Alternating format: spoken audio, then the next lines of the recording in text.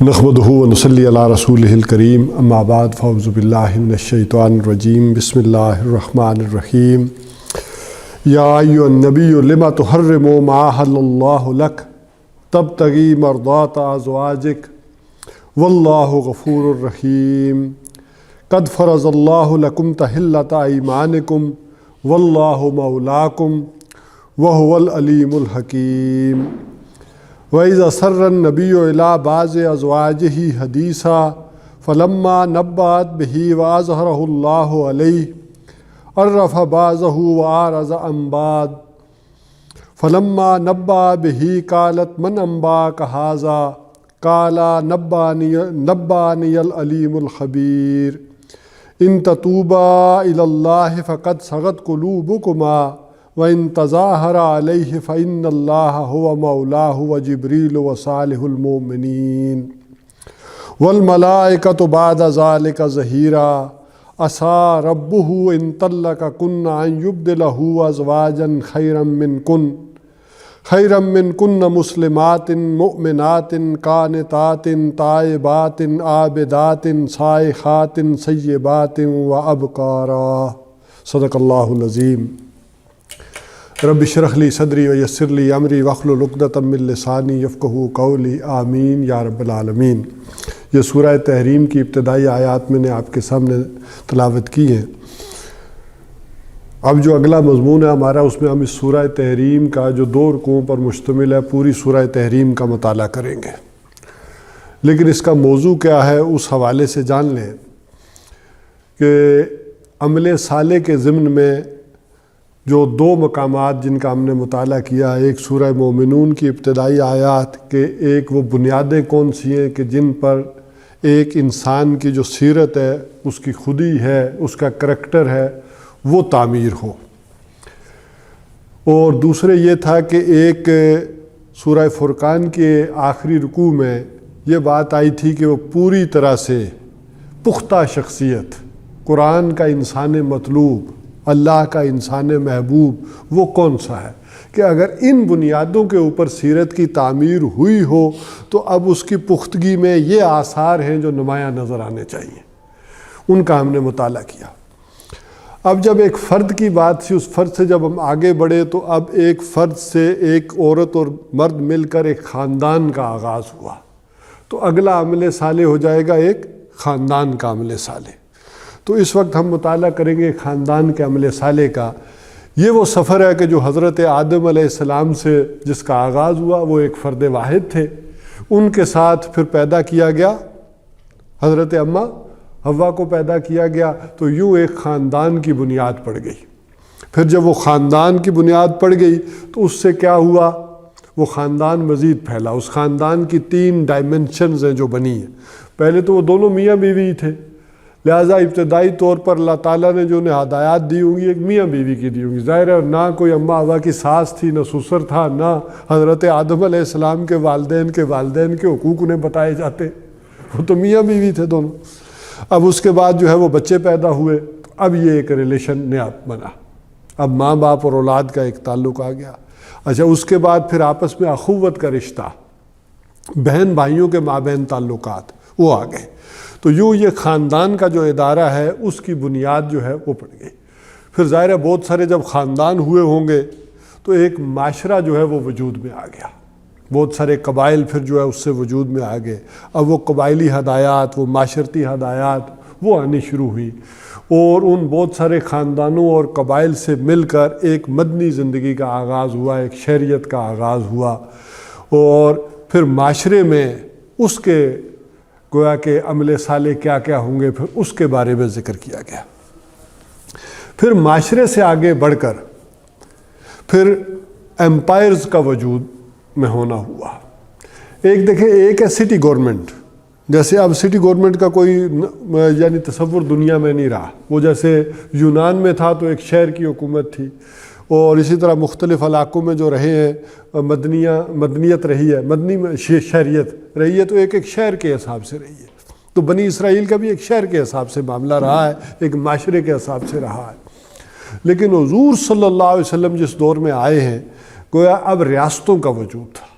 ایک طرف Roman umpires اور دوسری طرف ایرانی امپائرز کھڑی تھی، عالمی حکومتیں، اسٹینڈنگ آرمیز ساتھ، پورا نظام. تو حضور صلی اللہ علیہ وسلم نے گویا اس ساری چیز کو اس جگہ پر لا کر مکمل کیا کہ اب گویا کہ بڑی عالمی ریاستوں کا جو وجود ہے وہ آگے اس کے لیے عمل صالح. اس سے پہلے نوع انسانی کو گویا کہ وہ عمل صالح جو ریاستی سطح پر ہوں ان کے دینے کی ضرورت نہیں تھی، بلکہ اسلام کے ابتدائی دور میں بھی یہ تصور اس طرح بھی نمایاں نہیں ہوا تھا کہ ریاست اور شے اور حکومت اور شے ہے. یہ بھی اس طرح پوری طرح واضح نہیں ہوا تھا. یہ تو حضور صلی اللہ علیہ وسلم کی تعلیمات کے نتیجے میں آگے بڑھ کر جو ہے وہ بعد میں معاملہ ہوا کہ نہیں، ریاست بالکل اور شے ہے اور حکومت اور شے ہے. یعنی شروع کی جو ہماری خلافتیں رہی ہیں بنو امیہ یا بنو عباس کی، تو وہاں تصور یہ پھر یہ جو ہے نیچے لایا گیا ہے. حضور صلی اللہ علیہ وسلم کے تصور سے وہ یہ تھا کہ اگر کسی آدمی نے حکومت کے خلاف بات کی ہے تو اس نے ریاست کے خلاف بات کی ہے. جس آدمی نے خلیفہ کے خلاف بات کر دی گویا وہ باغی قرار پایا اور اسے واجب القتل ٹھہر گیا.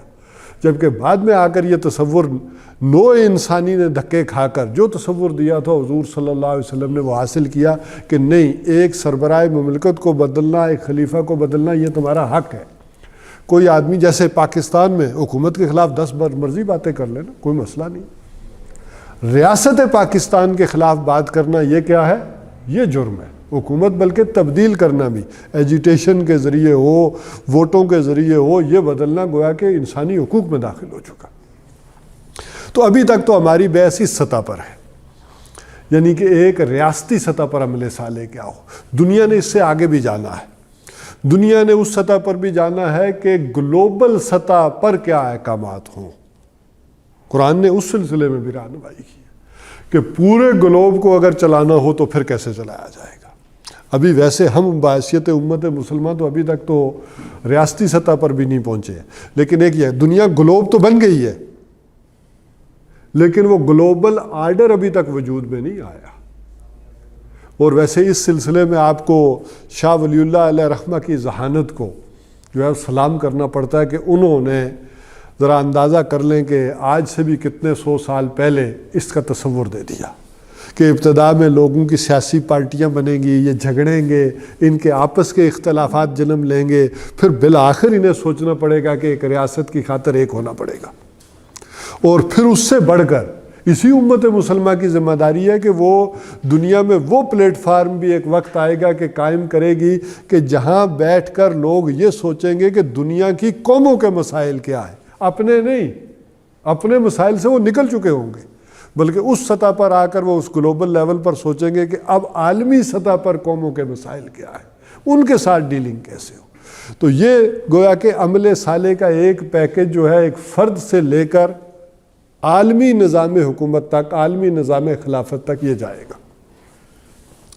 بہرحال اللہ تعالیٰ نے ابتداً سب سے تفصیلی احکامات جو دیے ہیں اس بنیادی خاندان کے بارے میں دیے ہیں، اور اس میں بھی میاں بیوی کہ ان کے تعلقات میں اگر کمزوری آئے گی تو یہ گویا عالمی سطح پر کمزوری آئے گی جا کر. لہذا یہاں پر تعلقات کو خصوصی طور پر اہمیت دی گئی کہ مضبوط کیا جائے، اس میں رخنے نہ ہوں، انہیں درست کیا جائے. اور یہی وجہ ہے کہ بعض روایات سے معلوم ہوتا ہے کہ شیطان نے بھی سب سے زیادہ زور یہی لگایا ہے کہ اس ادارے کے اندر جو ہے وہ خرابی پیدا ہو. وہ فارسی میں کہتے ہیں نا کہ خشت اول چون حد مہمار کا تا سریا میر اود دیوار کا. اگر بنیاد میں خرابی پڑ گئی تو وہ کیا ہوگا، وہ پوری عمارت سرے تک وہ جو ہے وہ اس میں کمزوری آئے گی. تو بہرحال اس میں لہٰذا یہاں شیطان نے کہا کہ یہاں بھی خرابی سب سے زیادہ ہو. لہٰذا قرآن حکیم میں آپ دیکھیں گے تو جا بجا اس ادارے کے استحکام کی جہاں باتیں آ رہی ہیں وہاں شیطان کے اس پہلو کو بھی نمایاں کیا جا رہا ہے. بلکہ اس سے دیکھ لیں کہ روایات میں آتا ہے کہ شیطان نے جو اپنا تخت لگایا، پانی پر لگایا، اور سارے شیطان کے جو جتنے بھی کارندے تھے، چیلے تھے، وہ جمع ہوئے. سب نے اپنے کارکردگی بیان کی. کسی نے کہا میں نے جنگ عظیم اول کرائی، کسی نے کہا میں نے، یہ میں سمجھانے کو کہہ رہا ہوں، کسی نے کارنامہ پیش کیا ہوگا کہ میں نے جنگ عظیم دوم کرا دی، اتنے بڑے بڑے فسادات دنیا میں برپا کیے. وہ شیطان بالکل چل میں بیٹھا، کوئی اسے کوئی پسند، اچھا ٹھیک ہے ٹھیک ہے ٹھیک ہے. ایک چھوٹا سا شیطان آیا، اس نے کہا کہ میں نے آج میاں بیوی کے درمیان لڑائی کرا دی. اب وہ خوش ہو کر اچھلا ہے اپنے تخت سے. اس نے کہا خوب، تم نے جو کام کیا یہ اصل کام، سب سے خوبصورت کام جو ہے وہ تم نے کیا. یہ بنیاد ہے کہ یہ بنیاد ہلاؤ گے تو جا کر اوپر تک وہ معاملہ جو جا کر ہلے گا وہ ہٹے گا معاملہ. اور یہی وہ چیز ہے جو یہودیوں نے کی. ظاہر ہے کہ یہودی جب راندہ درگاہ ہوئے ہیں تو انہیں بھی تو یہ شیطان کے کارندے بن گئے، بھائی بن گئے، اسی کے اعلیٰ کار بنے ہیں. تو انہوں نے بھی کیا کیا، وہ جو قرآن حکیم میں سورہ بقرہ میں آتا ہے کہ انہوں نے وہ کچھ سیکھا کہ جو شیطان ملک سلیمان میں پڑھتے تھے، اور نام حضرت سلیمان علیہ السلام کا بدنام کیا کہ نقش سلیمانی جو ہے یہ بھی محبوب قدموں میں آ کر گرے گا. یہ 50 روپے کا نام کس کا لے رہے؟ نقش سلیمانی، حضرت سلیمان. حالانکہ حضرت سلیمان علیہ السلام نے ایسا کوئی کام نہیں کیا. اور وہاں بھی قرآن کیا بتاتا ہے کہ یہ سیکھتے کیا تھے؟ ما یفرقون بین المرء وزوجہ، اس چیز کو سیکھتے کہ جو میاں اور بیوی کے درمیان کیا کرے، تفرقہ ڈال دے، وہ جادو. اور یہ آج کل بھی عام ہے. وہ جیسے پرورٹڈ قسم کی ذہنیت کے لوگ ہوتے ہیں نا، وہ دیکھتے ہیں کہ یہ دونوں ذرا خوشحال کیوں زندگی گزار رہے ہیں، خوش و خرم کیوں ہو رہا ہے، ہماری لڑائی تو باقی دیکھتے ہیں، ان کی کسی نے نہیں دیکھی. تو یہ وہ کام ہے بنیادی طور پر کہ جو کرنے کی کوشش کی جاتی رہی ہے. اس حوالے سے سمجھ لیں کہ آج ذرا ہماری بنیادی گفتگو ہوگی تاکہ سورت کا ایک مطالعہ کرنے سے پہلے ہم ان بیسز کو دیکھ لیں کہ اس کی اہمیت کس قدر ہے. بہرحال وہ سورت کے مقام کو اور جگہ کو بھی کریں گے تو اس سے بھی کچھ چیزیں جو ہے وہ نکلتی ہیں، انکشافات ہوتے ہیں، موتی اور جو حکمت کے لعل جو ہیں وہ نکلتے ہیں قرآن حکیم سے. بہرحال 4 چیزیں ایسی ہیں کہ جو خاندان کے اس ادارے کے استحکام کے لیے کہی گئی. ایک یہ کہ نکاح کو سادہ، عام اور سہل کر دو، اس کی جو تاکید کی گئی. نمبر 2 مرد کی قوامیت. اب یہ بھی مشکل مسئلہ ہے آج کے دور میں. اور نمبر 3 طلاق. طلاق کا ایک وہ نیگیٹو پہلو ہے، یہاں ذرا مثبت پہلو میں ہم سمجھیں گے کہ طلاق بھی اصلاً خاندان کے ادارے کے استحکام کے لیے ہے. کہ اگر بالکل نہیں بن رہی، مزاج بالکل ہی نہیں بن رہے، تو یہ سیپریشن بھی رکھی کہ علیحدہ ہو جاؤ. اللہ تعالیٰ نے حلال چیزوں میں سب سے ناپسندیدہ کس کو قرار دیا؟ ابن ماجہ کی جو روایت ہے اس میں اس کو کہا. اور دوسری روایت میں کہا کہ ابغض الحلال ہے، یعنی حلال چیزوں میں سب سے مقبوض چیز، ناپسندیدہ چیز وہ طلاق ہے. لیکن ہے حلال، ناپسندیدہ ہونا اور بات ہے، لیکن رکھا اس کو حلال. کہ اگر صبر کر سکتے ہو، لیکن اگر خاندان کے وہ مقاصد پورے ہو رہے ہوں کہ جو اللہ نے بیان کیے، اگر وہ پورے ہو رہے ہیں تو صبر کر کے جھیل سکتے ہو تو کرو، اس جیسی کوئی بات نہیں. لیکن اگر وہ مقاصد پورے نہیں ہو رہے تو طلاق دے دو. بلکہ اس میں بعد میں مجھے موقع ملا تو آپ کو بیان کروں گا کہ ہمارے ذرا ہندوستانی اثرات کی وجہ سے ہمارے معاشرے میں طلاق کوئی پسندیدہ عمل اس طرح نہیں سمجھا جاتا. پسندیدہ یا کوئی بڑا ہی کوئی جسے کہیں کہ برا عمل، ناپسندیدہ تو ہے، برا عمل جو ہے وہ سمجھا جاتا. عرب میں ایسا کوئی مسئلہ نہیں ہے. وہ کسی نے طلاق دے دی، نکاح کر لیا، دے دی، وہ یہ نہیں سمجھتے کہ یہ طلاق یافتہ ہو گئی ہے تو عیب دار ہو گئی ہے. اور اس معاشرے میں اس کا کوئی تصور نہیں پایا جاتا. بہرحال، اور اسی طرح زنا کا سد باب، یہ چیزیں خاندان کے ادارے کے لیے. اچھا، ان دونوں میں ریسیپروکل نسبت ہے، عکسی ترتیب جسے کہیں گے. جس معاشرے میں نکاح سہل ہوگا، آسان ہوگا، اس میں زنا مشکل ہو جائے گا. اور جس معاشرے کے اندر نکاح مشکل ہو جائے گا، اس معاشرے کے اندر زنا وہ سہل ہو جائے گا، وہ آسان ہو جائے گا. اچھا، اس نکاح کی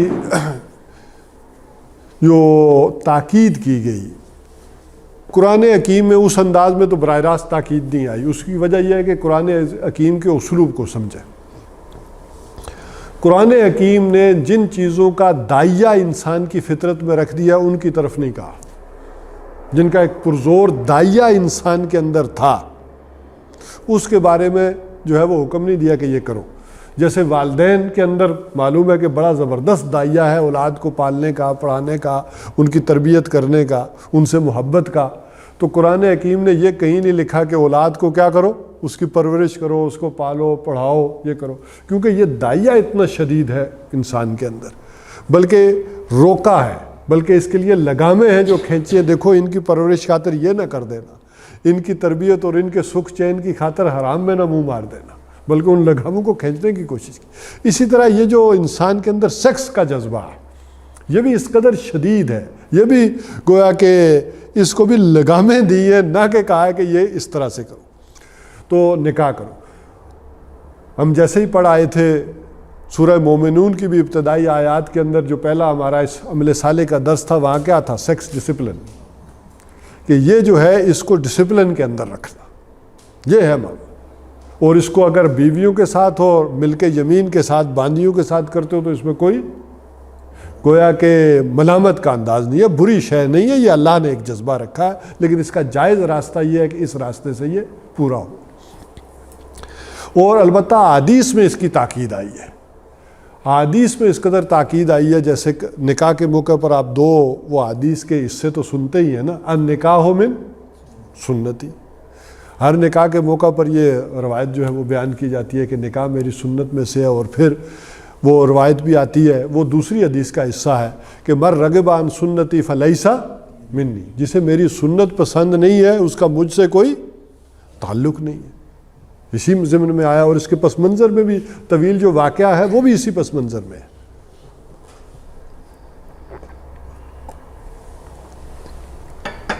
اچھا، اس حوالے سے قرآن حکیم نے جو اس کو سہل کیا یا آسانی کی طرف لے کر گیا، تو وہ سمجھے کہ قرآن حکیم نے چند رشتوں کو چھوڑ کر باقی کھلی آزادی دی کہ آپ نکاح کر سکتے، اور ان چند رشتوں کو قرآن حکیم میں بیان کر دیا کہ یہ محرمات ابدیہ ہیں.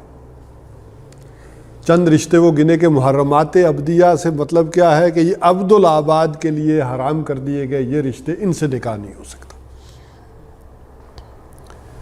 اس کے علاوہ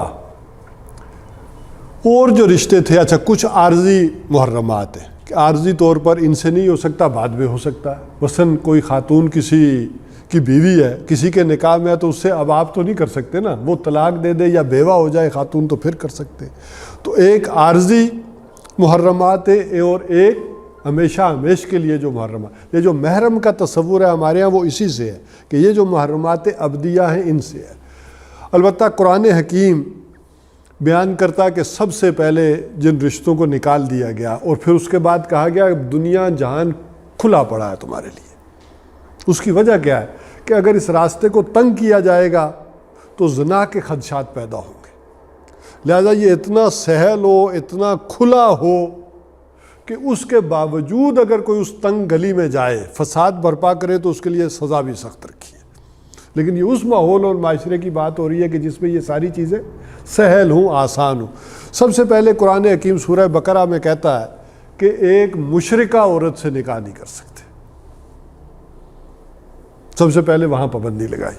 ان آیات کو میں آپ کے ساتھ بیان کرتا چلا جاتا ہوں تاکہ میں ان کی تفسیر نہیں بیان کروں گا، صرف ایک ترجمہ کر کے حوالہ جات نہیں تو پھر وہ درس دوسری طرف جو ہے وہ ڈائیورٹ ہو جائے گا. فرمایا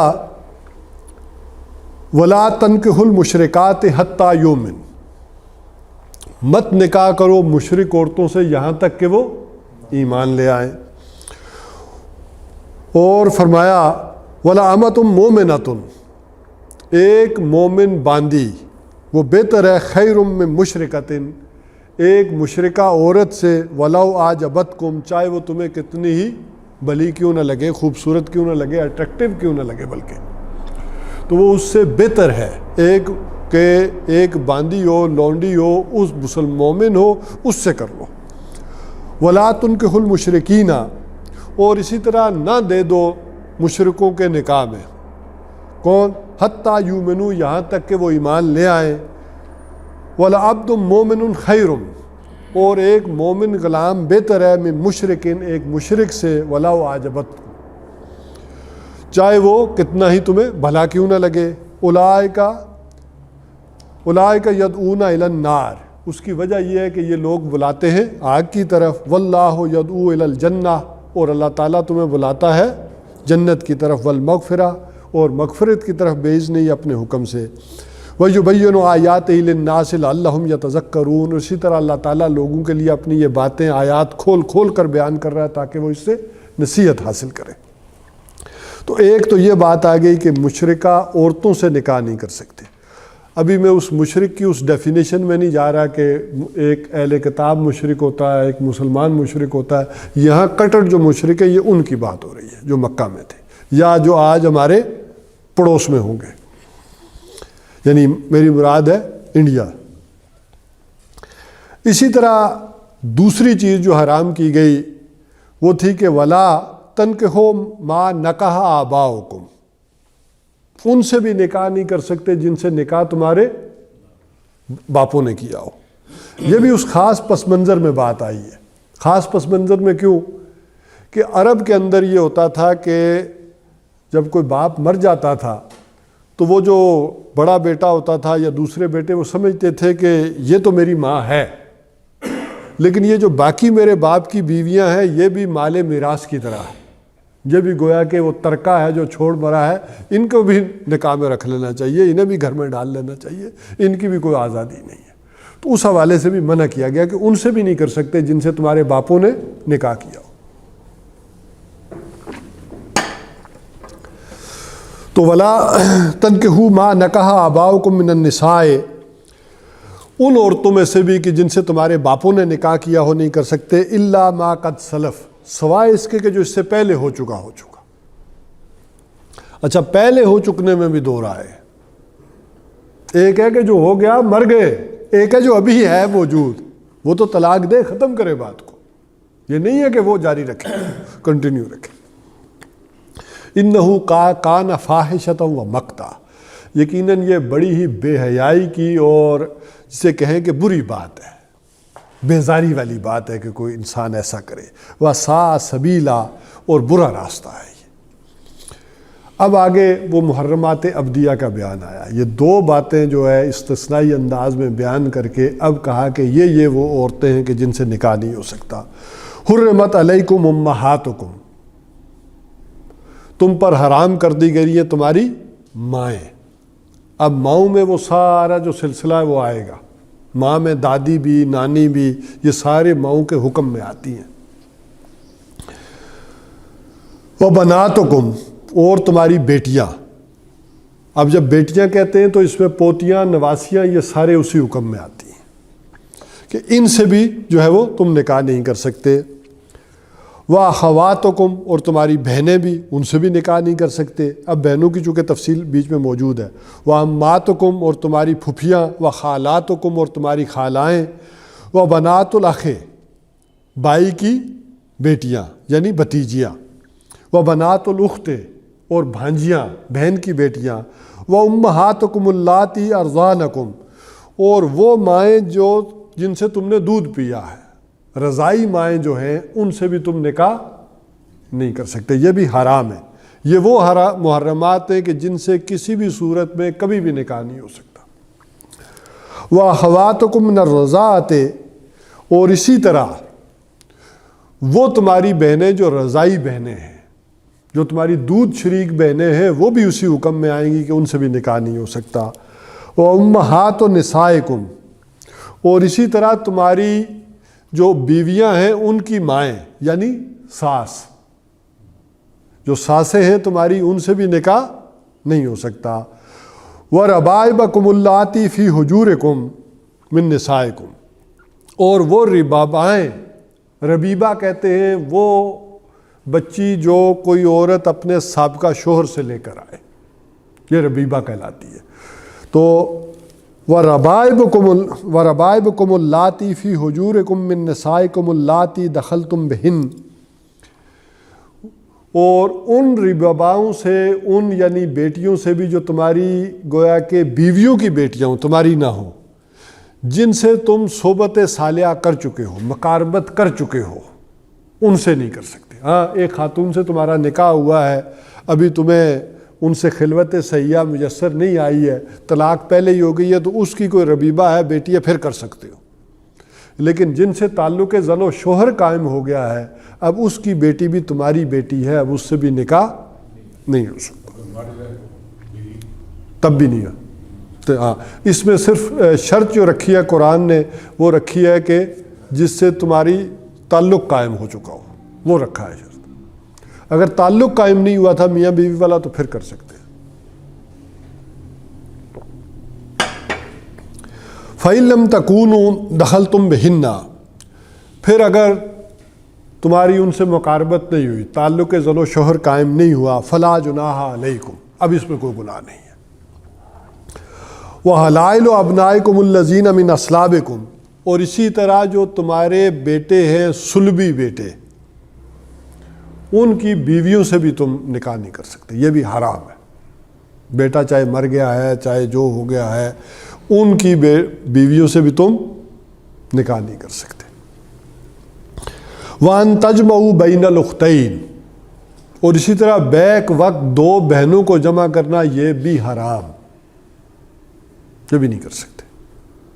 اور اس حکم کو مزید ایکسٹینڈ کیا حضور صلی اللہ علیہ وسلم نے احادیث میں کہ پھپھی اور بھتیجی کو بھی اور خالہ اور بھانجی کو بھی نہیں جمع کر سکتے۔ اس میں آپ پوچھ سکتے ہیں سوال، یعنی دو بہنیں، ایک بہن اگر مر گئی یا آپ نے طلاق دے دی تو پھر کر سکتے ہیں دوسری سے، اور اسی طرح اگر ایک بہن نکاح میں ہے تو اسی کی دوسری بہن سے نہیں کر سکتے۔ اسی طرح آپ کے گھر میں ایک خاتون ہے تو اس کی کوئی رشتے میں پھپھی لگتی ہے یا بھتیجی لگتی ہے تو وہ بھی اس کے ساتھ نکاح نہیں کر سکتے۔ اسی طرح کوئی خاتون آپ کے نکاح میں ہے تو اگر اس کی کوئی خالہ ہے یا بھانجی ہے تو اس سے بھی آپ نکاح نہیں کر سکتے۔ یہ وہ اصول ہیں جو قرآن حکیم نے جی ماشاءاللہ کتنی تفصیل دی اللہ تعالیٰ۔ اچھا بالکل، اچھا اس کی وجہ میں یہ بتا رہا ہوں کہ اللہ تعالیٰ نے یہاں پر بڑی ڈیٹیل میں یہ ساری باتیں کی۔ جہاں جہاں پانی مرتا ہے نا، گڑبڑ ہونی تھی، وہاں اللہ نے تفصیل، اور یہی وہ خواتین ہیں کہ جو بے پردہ آپ کے سامنے آ سکتی ہے، اس کے علاوہ نہیں۔ یہی محرمات جو ہیں گویا کہ ان کے لیے آپ محرم ہیں، جن سے ہمیشہ ہمیش کے لیے نکاح نہیں ہو سکتا۔ ان اللہ الا ما قد سلف، سوائے اس کے کہ جو ہو چکا سو ہو چکا۔ ان اللہ کان غفور الرحیم، یقین اللہ تعالیٰ جو ہے وہ بخشنے والا ہے اور مہربان ہے۔ اب اس کے علاوہ اللہ تعالیٰ نے کہا یہ جو چند رشتے گنوا دیے گئے ہیں ان کو چھوڑ کر، والمحصنات من النساء، ایک رشتہ اور بھی آ گیا، وہ محصنہ عورتیں، عورتوں میں سے وہ محصنہ یعنی جو نکاح ہیں، کسی کے نکاح میں ہیں۔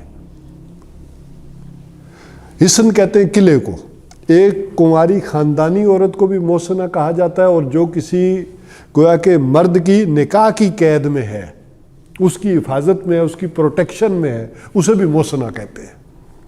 تو والمحصنات من النساء، اور وہ جو عورتیں قید میں ہیں یعنی پروٹیکشن میں ہیں، پروٹیکشن سے یہاں مراد کیا ہے؟ نکاح میں ہیں، خامند میں کے خامند والی ہیں۔ الا ما ملکت ایمانکم، سوائے ان کے جو جن کے تمہارے دانے ہاتھ مالک بن جائے۔ یہاں ذرا اس بات کو پھر وہ لونڈیوں کے تصور میں آ جائے گا۔ اگر کوئی خاتون جنگ میں پکڑی جائے تو اب اس کا نکاح ختم ہو جاتا ہے، اس صورت میں نکاح نہیں رہتا۔ وہ نکاح والی تھی، اب ضروری نہیں کہ اس کا شوہر طلاق دے اسے۔ وہ جو مالے یعنی غنیمت میں یا قید نکاح میں، پی او ڈبلیوز آج کی زبان میں جسے کہتے ہیں پرزنر آف وار، اس میں جو آ جائیں گی تو ان کا نکاح ختم ہو جائے گا۔ تو اسی طرح محصنہ عورتیں، خامند والی عورتیں بھی حرام ہیں، سوائے ان عورتوں کے کہ جو باندیاں بن جائیں۔ کتاب اللہ علیکم، اللہ تعالیٰ نے یہ بات لکھ دی ہے۔ وَأُحِلَّ لَكُم مَّا وَرَاءَ ذَلِكُمْ، اس کے علاوہ اللہ تعالیٰ نے جو اس کے ورے ہے، جو اس کے بعد ہے، سارا کیا کر دیا تمہارے لیے؟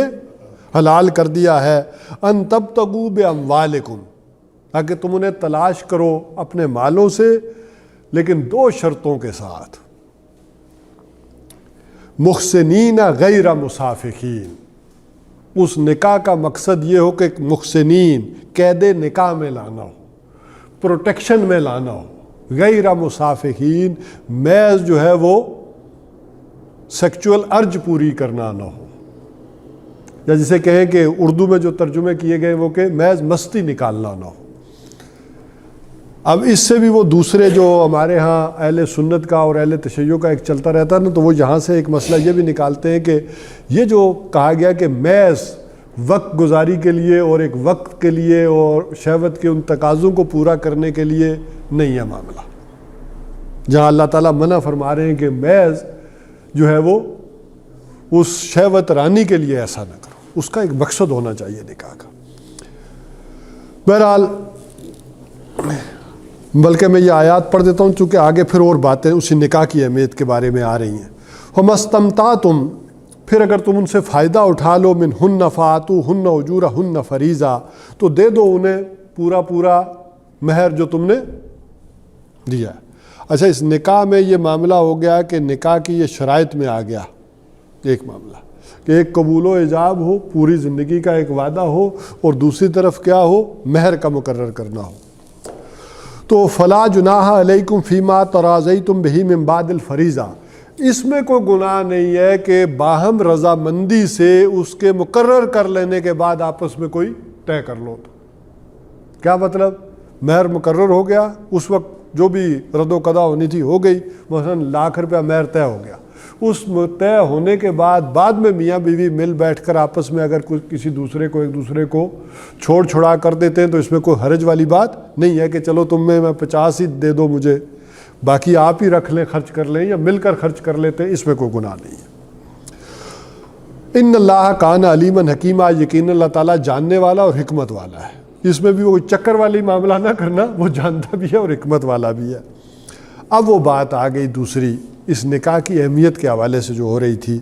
فَمَن لَّمْ يَسْتَطِعْ مِنْكُمْ طَوْلًا، اگر تم میں سے کوئی یہ مقدرت نہ رکھتا ہو، یہ قدرت نہ رکھتا ہو، استطاعت نہ رکھتا ہو نکاح کی، أَن يَنكِحَ الْمُحْصَنَاتِ الْمُؤْمِنَاتِ، کہ کسی مومن محسن عورت سے نکاح کرے۔ اب یہاں محسن عورت سے مراد ایک خاندانی عورت جس کے بہن بھائی ہیں، قبیلہ ہے، ساری چیزیں ہیں، وہ یہاں محسن سے مراد وہ ہو جائے گی، یعنی وہ اس قلعے کے اندر ہے جو خاندان کا قلعہ ہے۔ ظاہر ہے کہ اگر وہ خاندانی عورت ہے تو اس کا مہر بھی تو زیادہ ہوگا۔ تو اگر کوئی اس کی استطاعت نہیں رکھتا کہ کسی مومن خاندانی عورت سے شادی کر لے، تو فَمِمَّا مَلَكَتْ أَيْمَانُكُم مِّن فَتَيَاتِكُمُ الْمُؤْمِنَاتِ، تو وہ نکاح کرے ان سے جو تمہاری مومن باندیاں ہوں، جو اس معاشرے میں باندیاں تھیں یعنی لونڈیاں تھیں، ان میں سے کسی کے ساتھ نکاح کر لے۔ واللہ عالم بایمانکم، اللہ تعالیٰ ہی تمہارے ایمانوں کو جانتا ہے۔ اب ظاہر کی بات ہے، اگر کسی لونڈی نے ایمان ظاہر کیا ہوا ہے کہ میں مسلمان ہوں تو ٹھیک ہے، مسلمان ہے، اب اندر کے حالات تو ہمارے بھی کوئی نہیں جانتا، ہم بھی کتنے مومن ہیں یا نہیں ہیں یہ بھی تو اسے ہی پتہ ہے نا۔ تو ہم منہ سے جو کلمہ پڑھ رہے ہیں تو ٹھیک ہے، اس نے بھی پڑھا ہے تو ٹھیک ہے، کہیں قید سے ہو کے آئی ہے، چاہے عیسائیت کی قید سے ہو کر آ گئی ہے، کسی نے کلمہ پڑھ لیا تو اس کو مومن ہی تصور کرو۔ واللہ عالم بایمانکم بعضکم من بعض، تو تم ایک دوسرے میں سے ہی ہو نا، وہ ٹھیک ہے علیحدہ علیحدہ یہ چیزیں ہو گئی ہیں لیکن کوئی زیادہ دور نہیں ہے، تم سارے آدم کی اولاد ہو، ایک دوسرے میں سے ہو۔ اب فرمایا فَانكِحُوهُنَّ بِإِذْنِ أَهْلِهِنَّ، تو ان سے نکاح کرو ان کے جو گویا کہ ان کا جو مالک ہے اس کی اجازت سے۔ ظاہر ہے کہ پھر وہ تعلق تاکہ اس کے ساتھ کوئی قائم نہیں رکھے گا۔ اچھا، بلکہ ایک اور دلچسپ بات بتا دوں، یہاں وہ آئی نہیں، وہ پچھلے میں تھی، جس باندی یا لونڈی سے بھی آپ کے والد نے تعلق رکھا ہو وہ بھی حرام ہے، اس سے بھی نہیں کر سکتے۔ یہ کوئی باندیاں ہم نے مذاق سمجھ لیا ہے لیکن وہ اس طرح کا مذاق نہیں ہے۔ جس لونڈی سے آپ کے والد نے، دادا نے، نانا نے ताल्लुक कायम किया हो, अब वो भी आप नहीं रख सकते, वो भी आपके लिए उसी तरह मोहतरम है, वो बांदी भी। तो बहरहाल मुसलमान बांदियों में से करो। यहां चूंकि उसकी तफसील नहीं आई, वो फिक़्ह में तफसील है।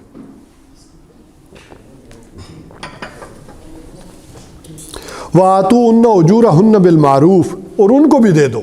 अब बांदियों को भी महर देना पड़ेगा, यानी ज़ाहिर है उनका महर उस तौर पर नहीं होगा, वो कम पर भी राज़ी हो जाएंगी।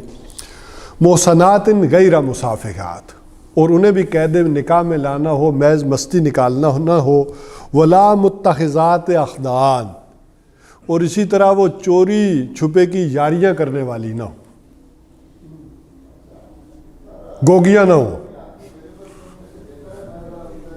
चोरी छुपे की यारी दोस्तियां करने वाली नहीं, ये काबिल कबूल नहीं है। और इसी में अब जदीद दौर की भी चीज़ें शामिल कर लें, ये चोरी छुपे की, ये जो आजकल हम कहते हैं ना चैटरिंग, व्हाट्सएप पे ताल्लुक़ कायम हो गया और वो फेसबुक पे हो गया, ये भी कोई पसंदीदा चीज़ें नहीं आएंगी। ये भी जब ज़्यादा गहराई में जाएंगे तो ये भी सारी की सारी उस तफसील में आ जाएंगी। बहरहाल आगे फरमाया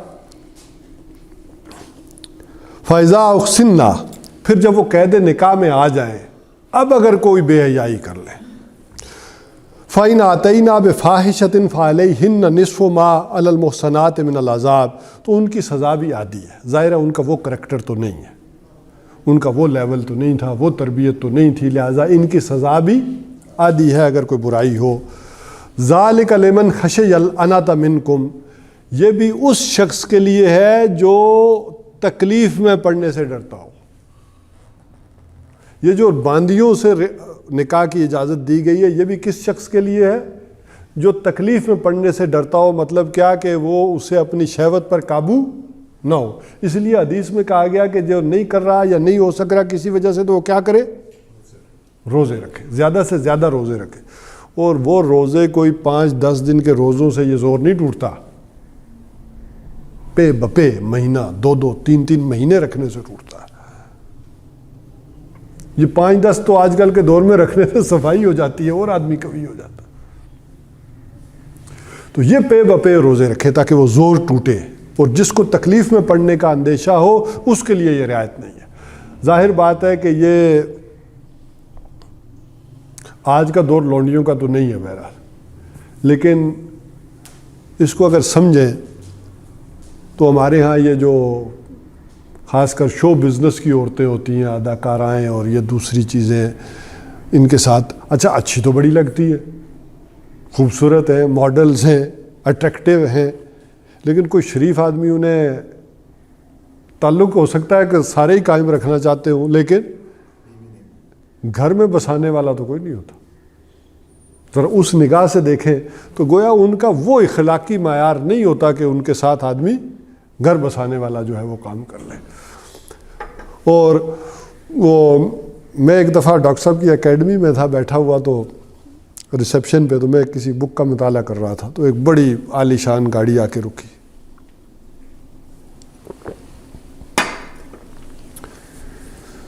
तो उसमें से एक शख्स निकला, तो आदमी मुतासर तो होता ही है, बड़ा ज़रा आदमी बनना ठंडा आए और ठीक ठाक, तो वो आया। मैं जी सर, कहा जी डॉक्टर साहब से मिलना है। तो मैंने कहा अब तो काफ़ी रात हो चुकी, वो ईशा के बाद सो जाते हैं। तो क्या नहीं, मुझे अभी मिलना है। तो मैं कहा अब मसला तो बताए ना, मसला क्या है? उसने कहा जी वो मेरा नाम मुबीन मलिक है। समझ गए? मैं अगला नाम नहीं लेता। तो उसने कहा जी मुझे अपनी बीवी की बड़ी शिकायतें करनी है। और फिर अब जो उसने शिकायतों की लिस्ट मेरे सामने रखी ना, तो मुझे फिर ये मसला हुआ कि मैं ये डॉक्टर साहब को जाकर कैसे बताऊं। ठीक है कि नहीं? ठीक है। तो अब वो जो उसने बयान दिया, तो मैंने कहा जी, मैंने उसे फिर टाला ही। मैंने कहा जी वो इस वक्त बिल्कुल मुमकिन नहीं है, मैं कल सारी बात आपकी जो है वो कोशिश करूंगा, अगर हिम्मत हुई तो मैं पहुंचा दूंगा उन तक। तो फिर आप बता रहे, कहते नहीं मैंने उनसे फतवा लिखवाना है उसके खिलाफ। अब वो अपने लिए एक यूज़ करना होता है चीज़ों ने इस तरह से। तो बहरहाल ये इनका स्टेटस वो नहीं होता। व इन तस्बिरू खैरुल लकुम, اب دیکھیں یہ قرآن کہہ رہا ہے بعد میں جو پریشانی میں پڑو گے ابھی روزے رکھ لو صبر کر لو تو یہ تمہارے لیے زیادہ بہتر ہے، بجائے اس کے کہ وہ جھنجھٹ پال لو گے اور اپنے آپ کو مصیبت میں ڈال لو گے، وقتی طور پر بڑی اٹریکشن ہوگی۔ اب ذرا دیکھیں قرآن کی اس گہرائی کو دیکھیں ہماری طبیعت کو دیکھتے ہوئے کہ نہیں نسلی قرآن دیکھیں نا کہاں کہاں ہمیں سمجھا رہا ہے کہ جہاں ہمارے بھٹکنے کے پورے چانس ہیں، وہاں قرآن اللہ تعالیٰ جو ہے نا ہمیں سمجھا رہے کہ یہ نہ کرو۔ بہرحال یہ اگر میں کہوں تو یہ وہ چیزیں ہیں کہ جسے قرآن نے نکاح کے لیے جو ہے وہ کہا ہے کہ ذرا ایک کھلا ماحول ہو، ایک ذرا آسانی ہو، یہ بھی اس شخص کے لیے کہ جسے شہوت پر قابو نہیں رہ سکتا، صبر نہیں کر سکتا، اس کے لیے گویا کہ یہ بھی رعایت دی ہے۔ اسی طرح اس رعایت کو اور مزید کھولا اور وہ سورہ مائدہ کے اندر جا کر اس بات کو مزید کھولا۔ اب وہ بھی آپ کے سامنے میں رکھ دیتا ہوں۔ سورہ مائدہ میں جا کر آیت نمبر 5 میں تھا غالباً،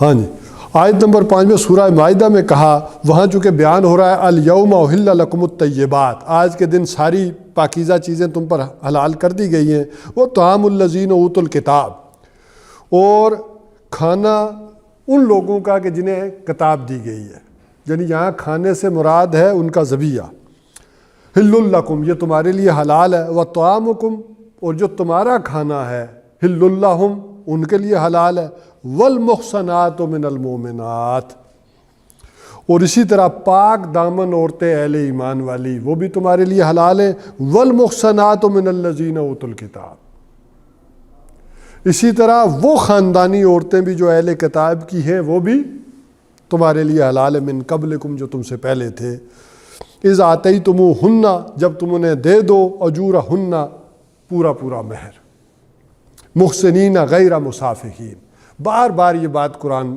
کہہ رہا ہے کہ انہیں بھی قید نکاح میں لانا ہو، گھر بسانے کا ارادہ ہو، غیر مسافحین نہ کہ مستی نکالنا، ولا متخذی اخدان اور اسی طرح کی چوری چھپے کی یاریاں یہ نہیں قابل قبول۔ تو اہل کتاب کی اس کو گویا کو دائرے کو مزید ایکسٹینڈ کیا اہل کتاب تک، جیسے میں نے کہا کہ چند محرمات کے رشتے جو ہے وہ گنا دیے گئے، ان سے نہیں ہو سکتا ہمیشہ کے لیے، اور کچھ عورتوں کو گنایا گیا کہ یہ عارضی طور پر نہیں ہو سکتا، مثلا مشرکہ عورت بھی ہے ایمان لے آئے تو اس سے بھی تو ہو سکتا ہے نا، اسی طرح خاوند والی عورت ہے کسی وجہ سے رہ جائے تو اس سے بھی ہو سکتا ہے، اور اس کے علاوہ ساری عورتیں کہا، پھر باندی کے بارے میں کہا، اور پھر اس کے بعد آخری درجے میں اہل کتاب کی عورتوں سے بھی۔ اچھا اہل کتاب سے مراد جو حضور صلی اللہ علیہ وسلم نے ڈیفائن کر دیا، یوں تو آپ کہہ سکتے ہیں کہ انڈیا والے بھی اہل کتاب ہوں گے، دنیا میں دیکھیں نا کہا جاتا ہے کہ یہ ان کی جو بڑا انڈیا میں ایک ریسرچ ونگ ان کا یہ بھی بنا ہے کہ ان کے ہاں جو اپنشد ہیں اور یہ ان کے ہاں ایک سوالیہ نشان ہے ان کی فلسفی میں کہ یہ قرآن ہے اور اس کو لانے والے کون ہیں؟ محمد رسول اللہ صلی اللہ علیہ وسلم، یہ ایک قوم ہے، اس کی یہ کتاب ہے، اس کے یہ پیغمبر ہے، یہ عیسائی ہیں ان کی ایک کتاب ہے، ان کے ایک پیغمبر ہے، یہ یہودی ہیں ان کی ایک کتاب ہے، ان کے ایک، ہماری کتاب تو ہے، پیغمبر کون ہے؟ جو ان کی ویدیں ہیں اپنشد ہیں ان کے بارے میں تو یہ کلیئر ہے کہ یہ کسی انسانی ہے، وہ جو ہے وہ ہاتھ نے نہیں لکھی، وہ مہابھارت ہو، رامائن ہو، یہ تو لکھی ہیں انہوں نے، کالی داس وغیرہ نے، تلسی داس نے، یہ ساری ان کی ہے مصنف، لیکن اپنشد کے بارے میں، ویدوں کے بارے میں یہ طے ہے کہ یہ کسی نے نہیں لکھی، کوئی ان کا مصنف نہیں ہے، وہ ہمارا پیغمبر کون ہے تو یہ ان کا مانا جاتا ہے، خاص کر ان کے یہ جو اس وقت ہیں پنڈت رام شنکر آچاریہ، اور وہ مانتے ہیں کہ میں تو ایک ہی خدا کو مانتا ہوں، جو ان کے گویا کہ جس طرح ہمارے امام کعبہ ہے نا ان کے جو ہیڈ ہے۔ بہرحال اسی طرح مجوسیوں کے ہاں، آتش پرستوں کے ہاں، ایرانیوں کے ہاں تو جب صحابہ کرام تھے تو اس وقت تو ان کے ہاں بھی کتاب موجود تھی. دیکھیں نا وہ زرتشت جو مذہب کہلاتا ہے، وہ زرتشت کی جو تحریریں ہیں، معلوم ہوتا ہے کہ کسی نبی کی تحریریں ہوں. ان کی جو کتاب تھی اوستا، یہ شاید آپ لوگوں کے کوئی نگاہ میں گزری ہو یا تو ان کے ہاں اس اوستا کو بھی پڑھیں تو بڑا یہ ایک نظر آتا ہے کہ ایک الہامی ٹائپ کا کلام ہے. تو کہا گیا کہ یہ اہل کتاب یہ بھی ہو سکتے ہیں سارے. صحابہ کرام کے درمیان یہ بحث بھی رہی ہے. لیکن ایک بات میں دونوں پھر یہ صحابہ کرام بھی متفق ہوئے دو باتوں میں، کہ ایک یہ کہ سوائے یہودیوں اور عیسائیوں کے باقیوں کو اگر اہل کتاب ثابت بھی ہو جائیں اس دائرے میں ہم مانیں گے بھی، تو نکاح یہ نہیں ہو سکتا، ان کا ذبیحہ وہ حلال نہیں ہو سکتا. باقی معاملہ وہ چونکہ بعد میں آئے گا صبر و مصابرت کے درس میں، وہاں میں تفصیل سے بیان کروں گا کہ باقی ڈیلنگ ان کی اہل کتاب کے مطابق ہوگی. یہ بھی مسئلہ ہے ان دو مسئلوں کو چھوڑ کر، شادی کے علاوہ. باقی ان کے ساتھ جو بھی ایک دنیا کی سطح پر مذاکرات ہوں گے وہ اسی سطح پر ہوں گے، اہل کتاب کی سطح پر ہوں گے. یہ گویا کہ اس زمانے میں یہ بات طے ہوئی صحابہ کرام کے دور میں.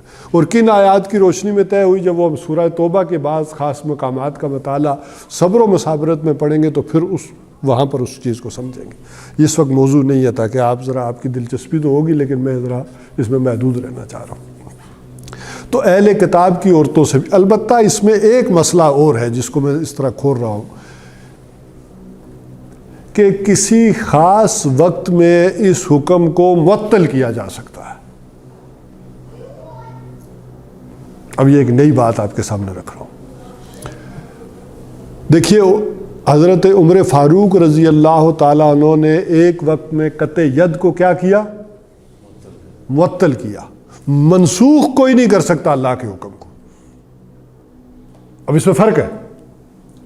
کوئی دنیا کا انسان اللہ تعالیٰ کے حکم کو منسوخ نہیں کر سکتا.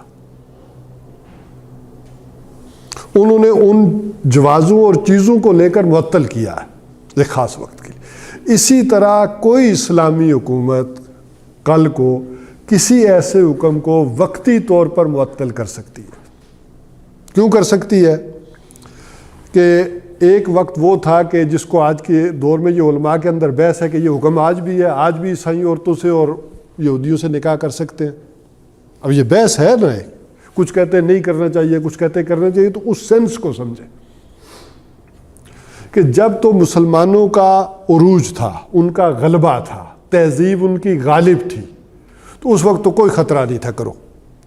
بعض میں علماء نے یہ رائے دی کہ جب تہذیب ان کی غالب ہو گئی ہے، وہ غلبے میں، تو اب فتنے کا اندیشہ ہے نکاح کر کے کرنا، تو اب نہیں کرنا چاہیے. لیکن میں نے جیسے کہا کہ منسوخ کوئی نہیں کر سکتا اس حکم کو، اور وہ بھی کوئی اسلامی حکومت بیٹھ کر معطل کر سکتی ہے کہ ان حالات میں ان ضروری چیزوں کے سبب کیا ہوگا؟ وقتی طور پر یہ حکم معطل ہوگا، پرماننٹ یہ کوئی نہیں کر سکتا. اچھا، اسی کو دوسرے طور پر دیکھ لیں. مزید آسانی کے لیے، مزید اس نکاح میں آسانی کے لیے کہا، اب کسی انسان کا یہ معاملہ ہو سکتا ہے کہ اس کے اندر سارے انسان ایک جیسے نہیں ہوتے، کسی کے اندر ایک شخص کا غلبہ زیادہ بھی ہو سکتا ہے. عورتوں کے خاص دن ہوتے ہیں، پھر ہو سکتا ہے عمل کے بعض ایسے دن یا اس کے بعد، یا جو بھی رضاعت، اس میں اسے ہو سکتا ہے کہ پرابلم میں آ جائے. تو اس کے لیے اور راستہ کھولا گیا کہ 2 3 اور 4 بھی کر سکتے ہو. بلکہ وہ آیت میں پڑھ دیتا ہوں تاکہ اس کے اندر بھی بڑی حکمت ہے. سورہ نساء کے یہ بالکل آغاز بھی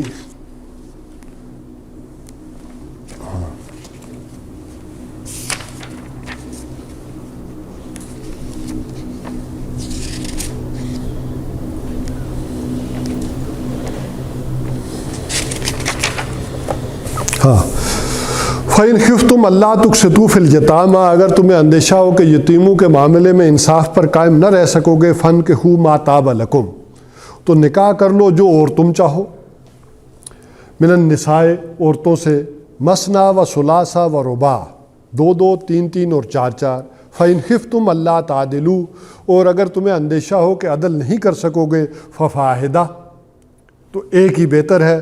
اَوْ مَا مَلَكَتْ أَيْمَانُكُمْ، یا جو تمہارے دانے ہاتھ کی ملکیت ہے، ملک یمین ہے. ذَلِكَ أَدْنَىٰ أَلَّا تَعُولُوا، یہ بہتر ہے اس سے کہ تم ایک ہی طرف جھک کے نہ رہ جاؤ. بلکہ اس کی ایک تفسیر بعض لوگوں نے اور بڑی خوبصورت کی ہے. تعولوا انہوں نے عیال داری سے بھی لیا ہے کہ یہ بہتر ہے کہ کہیں تم زیادہ عیال دار یعنی زیادہ اولاد والے ہو جاؤ تو ذمہ داریاں زیادہ پڑ جائیں گی، جو اللہ نے رکھی ہیں وہ نہ ہو. عام تفسیر تو یہی کی گئی ہے نا، اللہ تعولوا، کہ ایک طرف کو نہ جھک جاؤ، تو یہ بھی ہے. اور یہاں چونکہ حضرت عائشہ رضی اللہ تعالیٰ عنہا کی روایت کے مطابق صرف یتیم بچیاں مراد ہیں. میں ابھی اس تفسیر کی طرف نہیں جا رہا، ابھی تو یہ جو یہاں بیان ہے اس بیان کو سمجھیں کہ اللہ تعالیٰ نے اس نکاح کو اور آسان کیا، اور راستہ کھولا کہ تم 2 بیویاں بھی کر سکتے ہو، 3 بھی کر سکتے ہو، 4 بھی کر سکتے ہو، لیکن عدل شرط ہے.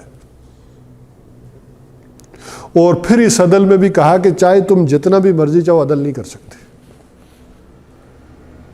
یہ بھی قرآن میں آگے جا کر کہا تم نہیں کر سکتے عدل. اس کو پھر نبی اکرم صلی اللہ علیہ وسلم نے کیٹیگرائز اس طرح سے کیا کہ جو دنیا کی چیزیں ناپ تول کی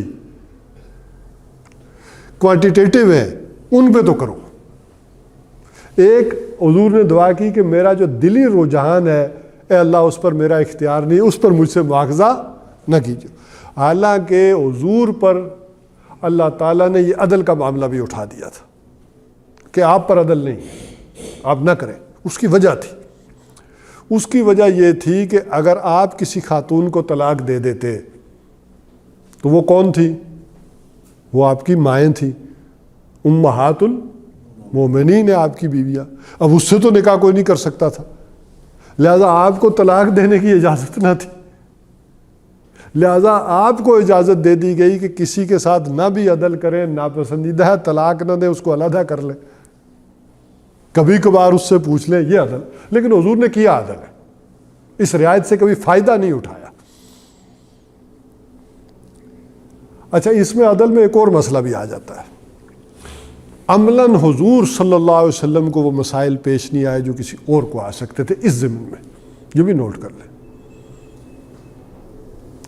ایک بیوی آپ کی جس سے اولاد نہیں ہے، ایک سے اولاد ہے، تو کیسے عدل کریں گے؟ ایک سے ایک بچہ ہے، دوسری سے 4 بچے ہیں، کیا ایک ہی جیسا نان نفقہ دیں گے؟ وقت ایک جیسا دیں گے؟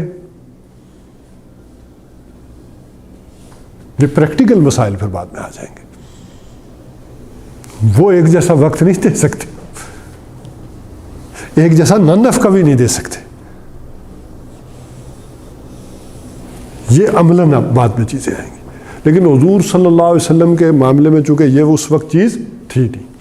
ہاں، آپ صلی اللہ علیہ وسلم کا ہے کہ جو بھی مقداری چیزیں ہیں، اب عدل اسی کا نام ہے، انصاف نہیں کہا، عدل اس چیز کا نام ہے. ایک ہے انصاف ہے نصف نصف کر دینا، برابر برابر دے دینا. عدل یہ ہے کہ جو جس کا رائٹ ہے وہ اسے دے دینا. عدل کے لفظ میں یہ فرق ہے، جو جس کا رائٹ ہے اسے دے دینا. تو بہرحال جو یہاں اصل مضمون کے اعتبار سے میں مضمون لا رہا تھا وہ یہ تھا کہ نکاح کو اللہ تعالیٰ نے قرآن حکیم میں کس کس درجے میں ترغیب دی اور آسان کیا تاکہ کوئی انسان غلط راستے کی طرف نہ جائے. وہ چاہے 2 شادیاں کر لے، 3 کر لے، 4 کر لے.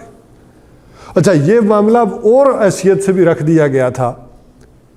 ذرا دنیا میں دیکھیں کہ عام طور پر جنگیں ہوں گی یا جنگیں ہو گئیں تو ایک مسئلہ تو پیدا ہو جاتا ہے نا کہ عورتیں کیسے رہیں. اب مرد کم ہو گئے ہیں تو ان کو کیسے ایڈجسٹ کیا جائے. تو وہ اس کا ایک طریقہ تو یہی ہوگا نا کہ آدمی 4 نکاح کرے، وہ رکھے. اس کی ایڈجسٹمنٹ جو ریئل بیان کی وہ تو یہ ہے. اچھا، یہ ہمارے ہاں ذرا پس منظر میں تو بڑا ہی عجیب لگتا ہے، لیکن دنیا میں یہ ہو رہا. اب اس کے برعکس اگر میں بات کروں تو اس نکاح کو مشکل کر دینے کے نتیجے میں یہ ہوگا کہ زنا کا راستہ عام کھلتا چلا جائے گا. میرا تو خیال تھا کہ میں نے 4 تمیدی باتیں بیان کرنی تھی، تو بیان شاید ایک ہی کر سکا ہوں میں آج. میرا خیال تھا کہ ایک میں جو 4 تمیدی امور ہیں وہ میں بیان کر کے پھر سورہ تحریم کی طرف آؤں. ایک تھا کہ نکاح کی آسانی، دوسرا تھا کہ زنا کا سد باب، تیسرا مرد کی قوامیت، اور چوتھا طلاق. تو میں تو شاید آج پہلا نقطہ بھی کوئی اتنا کلیئر نہیں کر سکا. کوشش میں کروں گا کہ باقیوں کو اتنی طوالت نہ دوں. بس زنا کے معاملے میں اس کی سزائیں اور چیزیں دیکھتے ہوئے تو وہ تو اپنی جگہ موجود ہیں، لیکن اس کا ذرا ایک اندازہ دیکھیں کہ مغربی معاشرے میں اس وقت یہ جو خاندانی نظام ہے، ہم کیا کہتے ہیں کہ اس کا جنازہ نکل چکا. لیکن اگر ذرا تھوڑا سا سوچیں تو جنازہ ہمارا بھی نکل چکا. چلے اگر ان کا پورا نکلا ہے تو کوئی آدھا پونا ہمارا بھی نکل چکا ہے. وہ اس طرح سے معاملہ رہا نہیں ہے ہمارا بھی. اور وہاں اگر نکاح کو مشکل کیا گیا ہے، میں اب دونوں تینوں چیزوں کو تھوڑا تھوڑا ذرا ٹچ کر کے سمیٹ رہا ہوں گفتگو میں. مغرب میں نکاح مشکل ہے، اس کے نتیجے میں پابندیاں جو لگنی شروع ہوئیں کہ اگر آپ نے کسی عورت کو طلاق دے دی تو گھر تو فوراً ہی خالی کرو نا، آپ نکل جائیں. اور پھر جو بھی آپ کی پراپرٹی یا اثاثہ جات ہیں وہ نصف کس کو ملیں گے؟ لہذا وہاں اب نکاح کوئی نہیں کرتا. لیونگز کیوں؟ اس کی یہ مشکلات نظر آ رہی ہیں. پھر انہوں نے قوانین بنانے شروع کر دیے کہ جو 10 سال تک لیونگ کر لیں گے انہیں یہ رائٹ حاصل ہو جائیں گے. اب دیکھیں اللہ کو قانون کو نہ ماننے کے نتیجے میں کیا ہو رہا. اب جب وہ اور اس کو انہوں نے کیٹاگرائز کیا تو اب 10 سال بعد آپ کو مشکل لگ رہی ہے کہ آپ ذرا بدل لیں، لیونگ ہی بدل لیں. اور پھر اگر وہ اور نیرو ڈاؤن جن بعض ممالک میں کیا ہے اس کا نتیجہ اور مختلف نکل رہا ہے. وہ آ رہا ہے پھر لیسبین اور پھر جو بھی آپ کی ہومو سیکچولیٹی کے معاملات اور اینیمل سیکسز، یہ اس طرف نو انسانی کو دھکا دے کر لے جایا جا رہا ہے جو وہ چیزیں اور قدغنیں ٹائٹ ہوتی جا رہی ہیں. اسی طرح عیسائیت میں ایک اور بڑی گمراہ کن غلطی ہو گئی ہے. حضرت عیسیٰ علیہ السلام کی گفتگو سے انہوں نے یہ نتیجہ نکالا کہ جو شخص، کیونکہ انجیل میں یہ بات موجود ہے کہ اگر کوئی شخص کسی عورت کو طلاق دیتا ہے تو گویا وہ اسے برائی کی طرف دھکیلتا ہے، اسے گویا کہ پراسٹیٹیوٹ کے ٹیوشن کی طرف لے جاتا ہے. تو یہ ذرا اس بات کو بھی اچھی طرح سمجھیں. اب وہ چیزوں سے پھر مذاہب سے کچھ دوری بھی پیدا ہوتی ہے. یہ ساری چیزیں جو مطالعے والے لوگ ہیں یا پڑھتے ہیں پھر آتا ہے معاملہ، اصل میں ایسا نہیں ہے. حضرت عیسیٰ علیہ السلام کی یہ تعلیمات اخلاقی ہیں، قانونی نہیں ہے. چونکہ قانون کے درجے میں انہوں نے کیا بات کی تھی؟ Don't think I have come to destroy law. انجیل میں جو بات جو لکھی ہوئی ہے، ہرگز مت یہ گمان کرنا کہ میں قانون کو توڑنے آیا ہوں. لا آف موزز تم پر ویسے ہی برقرار رہے گا جیسے ان پر تھا. تو یہ اخلاقی تعلیمات کو جب قانون کا درجہ دے دیا گیا تو یہ تکالیف پیدا ہو. پھر باقاعدہ یورپ کے اندر یہ ٹرینڈ بنا کہ چونکہ آپ بیوی کو طلاق نہیں دے سکتے، طلاق صرف اس صورت میں دے سکتے ہیں کہ اس کو آپ نے اس کو کسی غلط حالت میں کسی کے ساتھ دیکھ لیا، پھر تو دے سکتے ہیں. اس کے علاوہ صورت ہی نہیں ہے وہاں طلاق دینے کی، کوئی طریقہ ہی نہیں. لہٰذا وہاں پوری یہ فلسفی ڈیولپ ہوئی کہ اگر آپ طلاق دینا چاہتے ہیں تو اس کے لیے پھر وہ ماحول کریٹ کرتے ہیں، وہ مواقع پرووائڈ کرتے ہیں. یہ جو پورا ادب تخلیق پایا اور یورپ کے اندر اور خاص کر فرانس میں یہ ڈرامے لکھے گئے اور یہ جو ناول لکھے گئے، اس کی کہانیوں کے اگر مرکزی کردار آپ ذرا غور کریں نا تو وہ یہ ہوتے ہیں کہ کس طرح اس نے چال چلی اور اپنے دوستوں کو یا باقی کسی کو موقع دیا تاکہ وہ غلط کام میں ملوث ہو اور وہ دیکھے اور پھر اسے طلاق دے سکے. تو طلاق دینا بھی ہمارے دین میں کیوں سہل اس طرح کیا گیا کہ اگر وہ آپس میں جو خاندان میں دونوں میں جڑنے کے نتیجے میں جو مطلوب مقاصد تھے جن کا بیان ہوگا، اگر وہ پورے نہیں ہوئے تو دے دو. اور اس کی ترغیب دی گئی.